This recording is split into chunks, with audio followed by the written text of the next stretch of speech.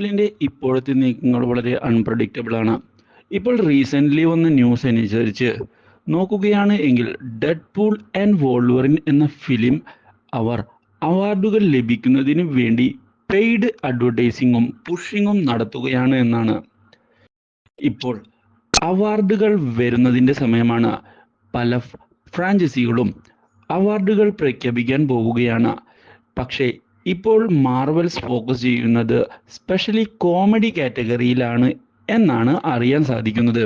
ല്ല ഹ്യൂ ജാക്സ്മാൻ ആണ് ഇപ്പോൾ ബെസ്റ്റ് സപ്പോർട്ടിംഗ് ആക്ടറായി എല്ലാ നോമിനേഷൻസിലും അവാർഡ് നിരയിലേക്ക് കടന്നു വരാൻ പോകുന്നത് എന്നാണ് പറയപ്പെടുന്നത്.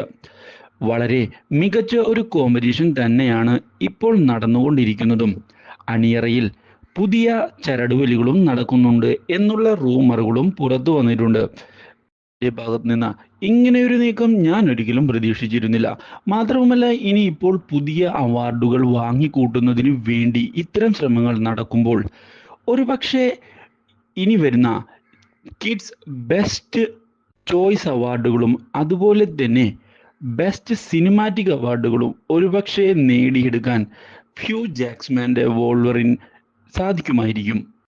ഇൻസൈഡ് ഔട്ട് 2 സിനിമാറ്റിക് അച്ചീവ്മെൻറ്റിൽ അവാർഡുകൾ അർഹിക്കുന്നത് തന്നെയാണ്.